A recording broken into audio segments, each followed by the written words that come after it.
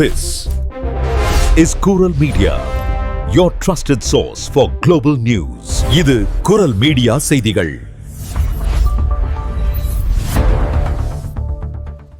இது குரல் மீடியாவின் இன்றைய பிரதான செய்திகள். செய்திகளை வாசிக்கும் நான் கோகுலநாதன் தமிழினி. முதலில் தலைப்புச் செய்திகள்.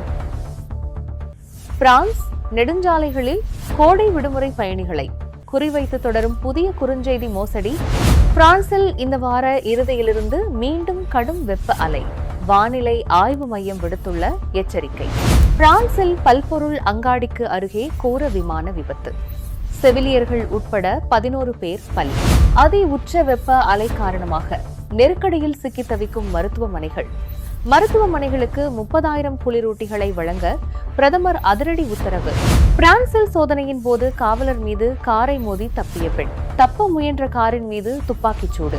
பிரான்சில் வரலாற்று சிறப்பு மிக்க சட்டம். பெருநிறுவனங்களுக்கு அதிரடி கட்டுப்பாடுகள், விளம்பரங்களுக்கு தடை. பிரான்சில் நீர்ச்சத்து குறைபாட்டால் 15 மாதங்களேயான இரட்டை குழந்தைகள் பலி. பெற்றோர் காவல்துறையினரால் கைது.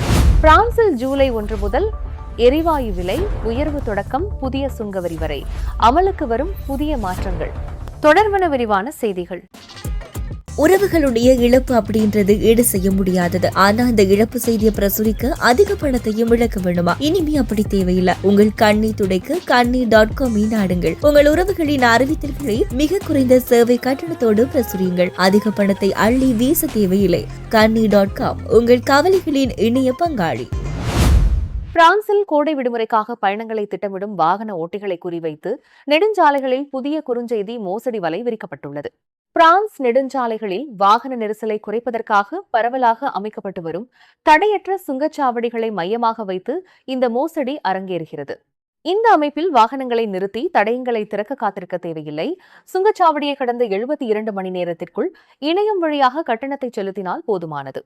இந்நிலையில் மக்களின் பயன்பாட்டிற்கான இந்த வசதியை இணைய திருடர்கள் தற்போது தங்களுக்கு சாதகமாக பயன்படுத்திக் கொள்கின்றனர். வாகன ஓட்டிகள் நெடுஞ்சாலையில் பயணிக்கும் போதோ அல்லது பயணம் முடிந்தவுடனோ நீங்கள் சுங்கச்சாவடியை கடந்துள்ளீர்கள். குறுகிய காலக்கெடுவிற்குள் கட்டணத்தை செலுத்த தவறினால் பல 100 யூரோக்கள் அபராதம் விதிக்கப்படும் என அச்சுறுத்தும் வகையிலான குறுஞ்செய்திகள் அனுப்பப்படுகின்றன. அதில் உள்ள போலி இணைய இணைப்பை கிளிக் செய்தால் அதிகாரப்பூர்வ நெடுஞ்சாலை ஆணையத்தின் இணையதளத்தை போலவே தோற்றமளிக்கும் பக்கத்திற்கு செல்லும். அங்கு சிறிய கட்டணத்தை செலுத்துவதாக எண்ணி தங்களது வங்கி விவரங்களை பதிவிட்டால் அடுத்த நொடியே கணக்கில் இருக்கும் மொத்த பணமும் திருடப்படும் அபாயம் உள்ளது. நெடுஞ்சாலை ஆணையங்கள் ஒருபோதும் கட்டணம் செலுத்துமாறு கோரி பயணிகளின் அலைபேசிக்கு குறுஞ்செய்திகளை அனுப்புவதில்லை என்பதை மக்கள் நினைவில் கொள்ள வேண்டும்.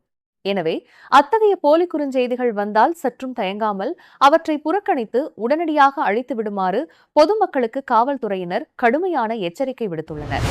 பிரான்ஸ் நாடு சமீபத்தில் வரலாறு காணாத வெப்ப அலையிலிருந்து மீண்டு சற்றே நிம்மதி பெருமூச்சு விட்டிருந்த நிலையில் இந்த வார இறுதியிலிருந்து மீண்டும் கடுமையான வெப்பம் திரும்பும் என மெட்டியோ பிரான்ஸ் வானிலை ஆய்வு மையம் அதிரடி எச்சரிக்கை விடுத்துள்ளது.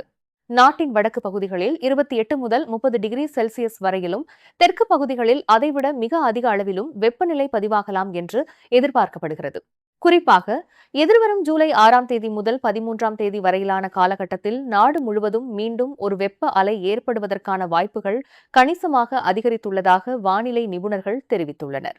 தற்போதைய முதற்கட்ட கணிப்புகளின்படி பாரிஸில் சுமார் 33 டிகிரி செல்சியஸ், போர்தோ நகரில் 38 டிகிரி செல்சியஸ் வரையிலும் வெப்பநிலை உயரக்கூடும்.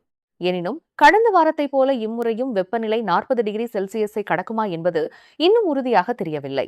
இந்த தீவிர வெப்பத்தின் காரணமாக தெற்கு பிரான்ஸ் பகுதிகளில் மீண்டும் செம்மஞ்சள் நிற வெப்ப எச்சரிக்கை விடுக்கப்படக்கூடும் என அஞ்சப்படுகிறது. எல்லாவற்றுக்கும் மேலாக அடுத்த 2 வாரங்களுக்கு நாட்டில் குறிப்பிடத்தக்க மழை பொழிவிற்கான எந்த ஒரு அறிகுறியும் இல்லை என்பதால் ஏற்கனவே நிலவி வரும் மண் வறட்சி மேலும் மோசமடைந்து விவசாயம் மற்றும் நீர்வளங்களுக்கு கடுமையான பாதிப்பை ஏற்படுத்தும் என அதிகாரிகள் கவலை வெளியிட்டுள்ளனர். பிரான்சின் நாஞ்சி அருகே டம்லின் பகுதியில் உள்ள ஆற்றின் பல்பொருள் அங்காடிக்கு அருகில் சிறிய ரக சுற்றுலா விமானம் ஒன்று விபத்துக்குள்ளாகி பெரும் சோகத்தை ஏற்படுத்தியுள்ளது. மக்கள் வசிக்கும் பகுதிக்கு மிக அருகில் இந்த விபத்து நடந்திருந்தாலும் நல்வாய்ப்பாக அருகில் இருந்த வீடுகளுக்கோ அல்லது தரையில் இருந்த பொதுமக்களுக்கோ எவ்வித சேதமோ உயிரிழப்போ ஏற்படவில்லை என காவல்துறையினர் தெரிவித்துள்ளனர். இந்த விமானத்தில் ஒரு விமானி, 5 பயிற்றுவிப்பாளர்கள் மற்றும் பயிற்சி பெறும் 5 செவிலியர்கள் என மொத்தம் 11 பேர் பயணித்துள்ளனர். இவர்கள் அனைவரும் பாராசூட் மூலம் குதிக்கும் சாகச பயிற்சி நிகழ்ச்சியில் பங்கேற்பதற்காக சென்றபோதே இந்த துயர சம்பவம் நிகழ்ந்துள்ளது. துரதிருஷ்டவசமாக விமானத்தில் பயணித்த 11 பேரும் பரிதாபமாக உயிரிழந்தனர். பிரான்ஸ் உள்துறை அமைச்சர் லோரன் நுனெஸ் சம்பவ இடத்திற்கு நேரில் சென்று பார்வையிட்டார். விபத்து நடந்த பகுதி முழுவதும் காவல்துறையினரின் கட்டுப்பாட்டிற்குள் கொண்டுவரப்பட்டுள்ளதுடன் மருத்துவ குழுக்கள் மற்றும் 50 தீயணைப்பு வீரர்கள் சம்பவ இடத்தில் தீவிர மீட்பு பணியில் ஈடுபட்டனர். அத்துடன் மாகாண ஆளுநர் நேரில் சென்று நிலைமையை ஆய்வு செய்ததுடன் மாவட்ட அவசரகால செயல்பாட்டு மையத்தையும் முடுக்கிவிட்டுள்ளார். விமானத்தில் ஏற்பட்ட கோளாறே விபத்திற்கு காரணம் என தெரிவிக்கப்பட்டுள்ள நிலையில் இதுகுறித்த மேலதிக விசாரணையை விமான போக்குவரத்து பிரிவினர் மேற்கொண்டு வருகின்றனர். பிரான்சில் நீடித்து வரும் அதி உச்ச வெப்ப அலை காரணமாக அங்குள்ள மருத்துவமனைகள் கடுமையான நெருக்கடியை சந்தித்து வருகின்றன. இந்த நிலையில் மருத்துவமனைகளுக்கு தேவையான குளிரூட்டிகளை வழங்கும் பணிகள் விரைவில் தொடங்கும் என பிரதமர் தெரிவித்துள்ளார். அரசின் மாபெரும் கொள்முதல் திட்டத்தின் கீழ் 30,000 குளிரூட்டிகளுக்கு வெள்ளிக்கிழமை ஒப்புதல் அளிக்கப்பட்டுள்ளது. இவற்றின் முதல் தொகுதி இந்த வார இறுதியிலோ அல்லது அடுத்த வார தொடக்கத்திலோ மருத்துவமனைகளுக்கு சென்றடையும். புதிய அமைச்சகங்களுக்கு இடையிலான நெருக்கடி நிலைக்குழுவை அறிமுகப்படுத்தி பேசிய பிரதமர், இதுவே எங்களின் தலையாய முன்னுரிமை. முதல் கட்டமாக ஆயிரக்கணக்கான குளிரூட்டிகள் விரைவில் விநியோகிக்கப்பட உள்ளன. வெப்ப அலை மீண்டும் அதிகரித்தால் மருத்துவமனைகளின் நிலை சீரானதாகவும் கட்டுப்பாட்டுடனும் இருப்பதை உறுதி செய்ய வேண்டும். அதுவே எங்களின் முழுமையான முன்னுரிமை என்று தனது அறிக்கையில் குறிப்பிட்டுள்ளார். பிரான்சின் அல்பஸ் மாரிடைம்ஸ் பிராந்தியத்தில் உள்ள ல கேனட் பகுதியில் வாகனத்தை நிறுத்த மறுத்து தப்பிச் செல்ல முயன்ற பெண் ஓட்டுநரால் காவலர் ஒருவர் படுகாயமடைந்த சம்பவம் ஒன்று நிகழ்ந்துள்ளது. கடந்த ஜூன் 27ஆம் தேதி சாதாரண உடையில் இருந்த காவலர்கள் ஒரு காரை மறித்து சோதனையிட முயன்றபோது இந்த சம்பவம் அரங்கேறியுள்ளது. சம்பவத்தின் போது பதிவு செய்யப்பட்ட காணொளியில் அந்த பெண் ஓட்டுநர் திடீரென தனது காரை வேகமாக பின்னோக்கி செலுத்துவதும் அப்போது காரை பிடித்துக் கொண்டிருந்த காவலர் தூக்கி வீசப்பட்டு கீழே விழுவதும் பதிவாகியுள்ளது. நிலைமையை கட்டுப்படுத்தச்சக்க காவலர் ஒருவர் அந்த பெண்ணை நோக்கி 2 முறை துப்பாக்கியால் சுடுகிறார். ஆயினும் அந்த பெண் அங்கிருந்து தப்பிச் செல்கிறார். படுகாயமடைந்து சாலையின் நடுவே விழுந்த காவலரால் எழுந்து நிற்க முடியாத நிலையில் சக காவலரும் அவ்வழியே சென்ற பொதுமக்களும் அவருக்கு உதவி செய்துள்ளனர். தப்பிச் சென்ற அந்த பெண் ஓட்டுநர் அன்றைய தினமே மாலையில் காவல்துறையினரால் அதிரடியாக கைது செய்யப்பட்டார். அவர் ஏற்கனவே பல குற்றச் செயல்களில் ஈடுபட்ட சமீபத்தில் சிறையிலிருந்து விடுதலையானவர் என்பது விசாரணையில் தெரியவந்துள்ளது. கடந்த வார இறுதியில் மட்டும் இதுபோன்ற வாகனத்தை நிறுத்த மறுத்த சம்பவங்கள் 3 பதிவாகியுள்ளதாக உள்துறை அமைச்சகம் தெரிவித்துள்ளது. ஸ்வீட்ல பிசினஸ் பண்றீங்களா? ஆனா இன்னும் ப்ராப்பர் வெப்சைட் இல்லையா? வெப்சைட் டிசைன் ரொம்ப காஸ்ட்லின்னு நினைச்சு இது வரைக்கும் ஸ்டார்ட் பண்ணாம விட்டுருக்கீங்களா? இப்ப அந்த கவலை எல்லாத்துக்குமே முடிவு. உங்களுக்கு தேவையான அனைத்து வகையான இணையதளங்களையும் புதிதா உருவாக்கவும், மேலும் உங்க பழைய இணையதளங்களை நவீன மற்றும் அழகான டிசைன்கள்ல மேம்படுத்தவும் மிக குறைந்த விலையில் நாம் செய்து தருகிறோம். இந்த சிறப்பு வாய்ப்பு குறிப்பிட்ட காலம் வரை மாத்திரமே வழங்கப்படும். மேலதிக விவரங்களுக்கு இப்பவே தொடர்பு கொள்ளுங்க. 077987445. சுற்றுச்சூழலை சீரழிக்கும் அதிவேக ஆடை உற்பத்திக்கு எதிராக கடுமையான நடவடிக்கைகளை எடுக்கும் வரலாற்று சிறப்புமிக்க சட்டத்தை பிரான்ஸ் நாடாளுமன்றத்தின் மேலவை நேற்று எவ்வித மாற்றங்களுமின்றி முழுமையாக நிறைவேற்றியுள்ளது. ஷீன், டேமு போன்ற பெருநிறுவனங்களுக்கு எதிராக சட்டம் இயற்றியதன் மூலம் சூழலியல் பாதுகாப்பை நிலைநிறுத்துவதில் உலகிற்கே ஒரு முன்னோடியாக பிரான்ஸ் உருவெடுத்துள்ளது. உலகளாவிய கிரீன்ஹவுஸ் கேஸ் உமிழ்வில் 10% ஆடை உற்பத்தியிலிருந்தே வெளியாகும் நிலையில் 2.5 ஆண்டுகால கடுமையான நாடாளுமன்ற விவாதங்களுக்கு பிறகு இந்த சட்டம் செயல் வடிவம் பெற்றுள்ளது. நாள்தோறும் ஆயிரக்கணக்கான புதிய ஆடைகளை தொடர்ந்து இணையத்தில் விற்பனைக்கு குவிப்பது மற்றும் தூக்கி எறிவதே மலிவானது என்ற அளவில் மிக குறைந்த விலையில் விற்பனை செய்வது ஆகிய 2 அளவுகோல்களின் அடிப்படையில் இந்த நிறுவனங்கள் வரையறுக்கப்பட்டுள்ளன. இந்த சட்டம் முக்கியமாக சீன வலைதளங்களான ஷீன், டெமு, அலி எக்ஸ்பிரஸ் ஆகியவற்றை மட்டுமே குறிவைக்கிறது. மாசுபடுத்துவோரை கட்டணம் செலுத்த வேண்டும் எனும் தார்மீக கோட்பாட்டின்படி இந்த நிறுவனங்கள் விற்கும் ஒவ்வொரு ஆடைக்கும் அதன் சுற்றுச்சூழல் தாக்கத்திற்கு ஏற்ப படிப்படியான அபராதம் விதிக்கப்படும். பொருளாதார அதிர்வுகளை தவிர்க்க இது ஆடையின் விற்பனை விலையில் அதிகபட்சமாக 50% மேல் இருக்காது என உச்சவரம்பு நிர்ணயிக்கப்பட்டுள்ளது. இவ்வாறு வசூலிக்கப்படும் நிதியானது ஆடைகளை மறுசுழற்சி செய்வதற்கும் சூழல் நட்பு நிறுவனங்களை ஊக்குவிப்பதற்கும் பயன்படுத்தப்படும். அத்துடன் இந்த அதிவேக ஆடைகளுக்கான தொலைக்காட்சி, இணையம் மற்றும் இலக்கு வைக்கப்பட்ட விளம்பரங்கள் என அனைத்தும் பிரான்சில் முற்றிலுமாக தடை செய்யப்படும்.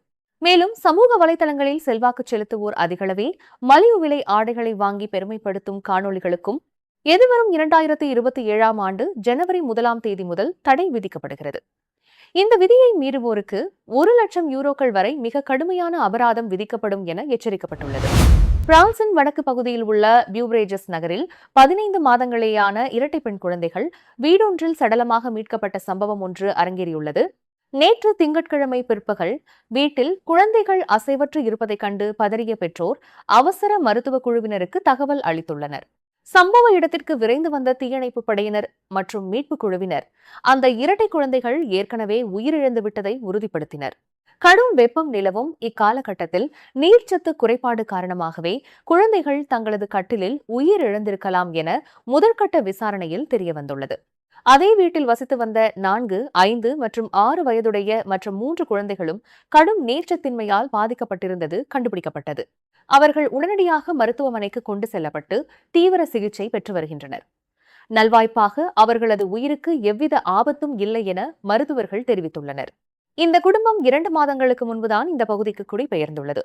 பச்சிளங்குழந்தைகளின் பராமரிப்பில் ஏற்பட்ட மிக மோசமான கவனக்குறைவே இந்த உயிரிழப்புகளுக்கு காரணம் என குற்றஞ்சாட்டப்படும் நிலையில் குழந்தைகளின் பெற்றோர் காவல்துறையினரால் கைது செய்யப்பட்டு விசாரணையில் வைக்கப்பட்டுள்ளனர். இந்த ஆண்டின் முதல் பாதி முடிவடைந்துள்ள நிலையில் கோடை காலத்தின் தொடக்கமான ஜூலை 1ஆம் தேதி முதல் பிரான்சில் பல புதிய சட்டங்களும் நடைமுறைகளும் அமலுக்கு வருகின்றன.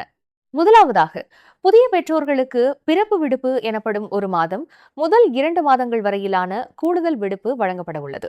குழந்தையுடன் கூடுதல் நேரம் செலவிடுவதற்காக பெற்றோருக்கு பகுதி அளவிலான நிதி உதவியும் இத்திட்டத்தின் கீழ் வழங்கப்படும். தாய், தந்தை இருவருமே இந்த விடுப்பை பயன்படுத்திக் கொள்ளலாம். எனினும் இந்த ஆண்டு ஜனவரி 1ஆம் தேதிக்கு பிறகு பிறந்த குழந்தைகளின் பெற்றோருக்கு மட்டுமே இது பொருந்தும் என தெரிவிக்கப்பட்டுள்ளது. அடுத்ததாக, இயற்கை எரிவாயுவின் விற்பனை விலை ஜூலை மாதம் முதல் 7.4% உயர்த்தப்பட்டுள்ளது. இதனால் சராசரி குடும்பத்தின் எரிவாயு கட்டணம் சுமார் 2.70 யூரோக்கள் வரை அதிகரிக்கும் என எரிசக்தி ஒழுங்குமுறை ஆணையம் தெரிவித்துள்ளது. அதேபோல் வீட்டு உதவியாளர்களை பணியில் அமர்த்தும் முதியோர்களுக்கான சமூக கட்டண விலக்கு விதிகளிலும் திருத்தம் செய்யப்பட்டுள்ளது. இதுவரை 70 வயதுக்கு மேற்பட்டோர் பெற்று வந்த இந்த சலுகை இனி 80 வயதுக்கு மேற்பட்டவர்களுக்கு மட்டுமே முழுமையாக வழங்கப்படும். இதனால் 70 முதல் 79 வயதுக்குள் உள்ளவர்கள் கூடுதல் செலவுகளை சந்திக்க நேரிடும். மேலும் ஐரோப்பிய ஒன்றியத்திற்கு வெளியிலிருந்து வந்து கல்வி உதவித்தொகை பெறாமல் படிக்கும் வெளிநாட்டு மாணவர்களுக்கான வீட்டு வாடகை உதவித்தொகை ஜூலை 1ஆம் முதல் நிறுத்தப்படுகிறது. இருப்பினும் பயிற்சி ஒப்பந்தம் மற்றும் படிப்புடன் வாரத்திற்கு 1 மணி நேரமாவது வேலை செய்யும் மாணவர்களுக்கு இதில் விலக்கு அளிக்கப்பட்டுள்ளது.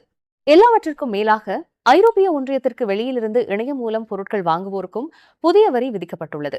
150 யூரோக்களுக்கு குறைவான சிறிய பொதிகளுக்கு இனிமேல் ஒவ்வொரு பொருளுக்கும் 3 யூரோக்கள் சுங்கவரி வசூலிக்கப்படும் என அறிவிக்கப்பட்டுள்ளது. உறவுகளுடைய இழப்பு அப்படின்றது ஈடு செய்ய முடியாதது. ஆனா அந்த இழப்பு செய்தியை பிரசுரிக்க அதிக பணத்தையும் இழக்க வேணுமா? இனிமே அப்படி தேவையில்லை. உங்கள் கண்ணீர் துடைக்க kannee.com நாடுங்கள். உங்கள் உறவுகளின் அறிவித்தல்களை மிக குறைந்த சேவை கட்டணத்தோடு பிரசுரியுங்கள். அதிக பணத்தை அள்ளி வீச தேவையில்லை. kannee.com உங்கள் கவலைகளின் இணைய பங்காளி. நீங்கள் இதுவரை கேட்டது குரல் மீடியாவின் பிரதான செய்திகள். மேலும் இதுபோன்ற செய்திகளை அறிய குரல் மீடியாவை சப்ஸ்கிரைப் செய்யுங்கள்.